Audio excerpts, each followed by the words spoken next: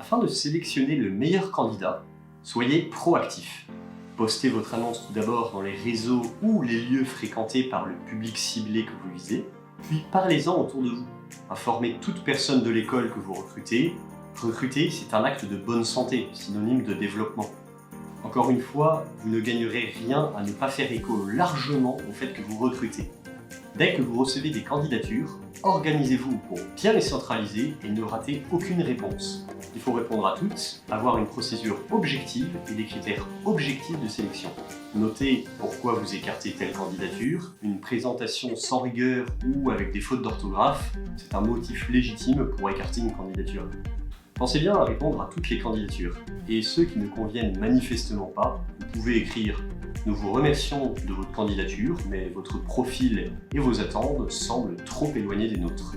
Nous vous souhaitons une bonne continuation dans vos recherches. » Et si le candidat vous relance afin de savoir en quoi il ne correspond pas, rien ne vous oblige à lui répondre. Vous devez vous concentrer sur votre recrutement. Le processus pourrait être le suivant. D'abord, une analyse rapide des CV et des lettres de motivation en les classant numériquement ou physiquement en 3 catégories.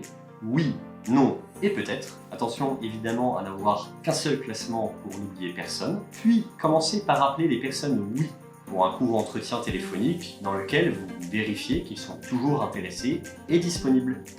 Vous leur faites reformuler ce qu'ils ont compris de l'offre d'emploi et des points qui leur posent problème ou appellent des précisions. Si l'impression est plutôt bonne, convoquez-les à un premier entretien d'embauche en leur précisant qu'il pourra y avoir encore 2 entretiens pour valider le recrutement si cela se passe bien. Ainsi, vous leur donnez une visibilité sur l'ensemble du processus.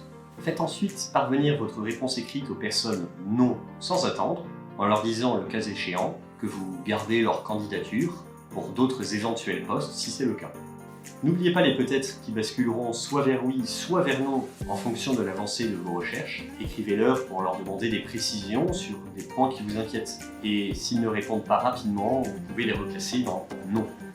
Si le premier entretien est bon, demandez des références que vous pouvez appeler et organiser en parallèle un deuxième rendez-vous avec une autre personne que celui qui a fait le premier rendez-vous. Par référence, j'entends que vous pouvez appeler d'anciens employeurs ou autres personnes qui auraient travaillé avec le candidat, même bénévolement, pour recueillir des avis, des recommandations, des informations sur ses forces et besoins de la personne et ses limites également.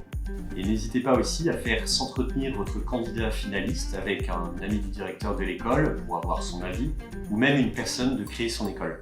Passons à présent à la vidéo suivante pour l'explication d'une des phases les plus importantes, l'entretien d'embauche.